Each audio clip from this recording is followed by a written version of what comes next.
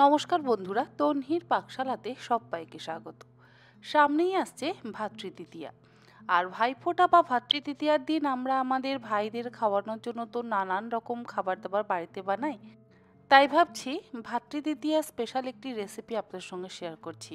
আর রেসিপিটার নাম হচ্ছে চিকেন তাওয়া কাবাব বা চিকেন রোস্ট, যেটাই আপনাদের ইচ্ছে সেটা কিন্তু আপনারা বলতে পারেন। এর জন্য আমি এখানে নিয়েছি 300 গ্রাম পরিমাণে বোনলেস চিকেনের ব্রেস্টের পিস।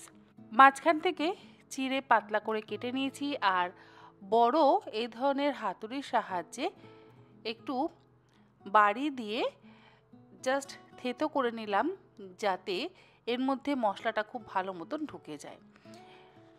এই কাবাবের জন্য আমি মশলা দিচ্ছি এখানে 2 টেবিল চামচ পরিমাণে আদা রসুন বাটা, একটা গোটা পাতিলেবুর রস, 3 টেবিল চামচ পরিমাণে দিয়ে দিলাম টক দই।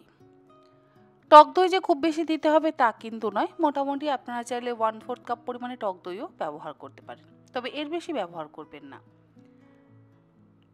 1 চা চামচ পরিমাণে দিয়ে দিলাম কাশ্মীরি লঙ্কার গুঁড়ো। কাশ্মীরি লঙ্কার গুঁড়োর বদলে আপনারা 1/2 চা চামচ পরিমাণে নর্মাল লঙ্কার গুঁড়োরও ব্যবহার করতে পারেন, মানে ঝাল লঙ্কার গুঁড়ো। 1 চা চামচ পরিমাণে দিয়ে দিলাম জিরে গুঁড়ো। 1/2 চা চামচ দিলাম শাহি গরম মশলার গুঁড়ো। তার সাথে দিয়ে দিচ্ছি স্বাদ অনুসারে লবণ। 1/2 চা চামচ পরিমাণে গোলমরিচের গুঁড়ো।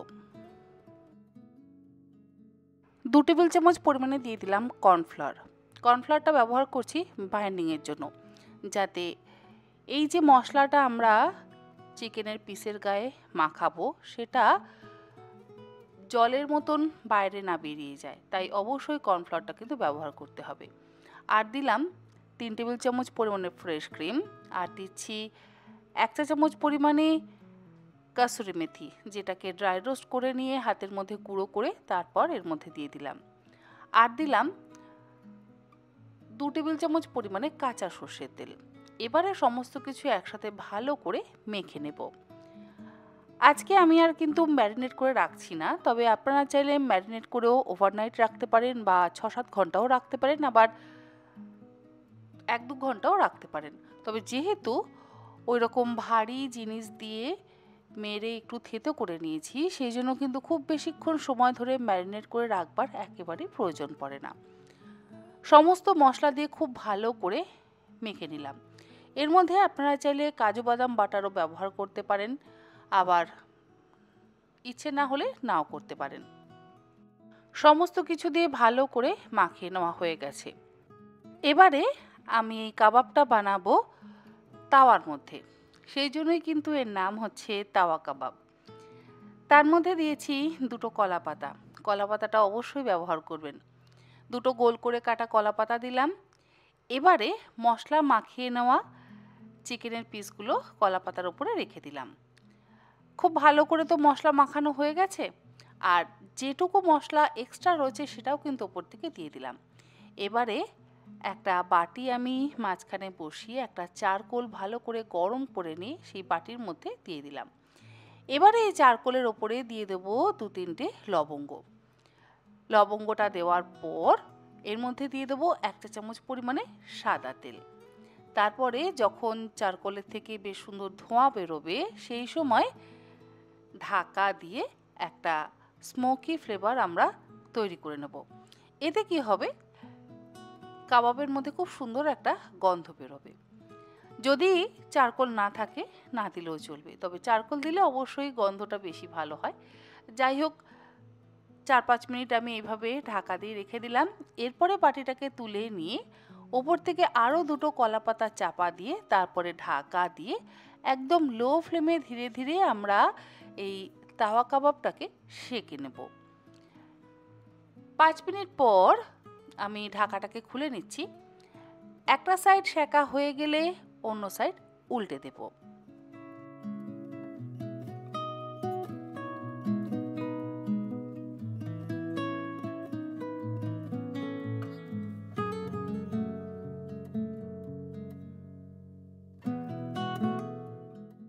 আর লো ফ্লেমে কিন্তু অবশ্যই করবেন, হাই ফ্লেমে করবেন না, তাহলে পুড়ে যাবে। একটা সাইড উল্টে দেওয়া হয়ে যাওয়ার পর আবারও ওই কলাপাতা দুটোকে চাপা দিয়ে তারপরে ঢাকা দিয়ে গ্যাসের ফ্লেমটাকে লোতে করে দিয়ে আরও 5 থেকে 6 মিনিট আমি সেঁকে নিচ্ছি।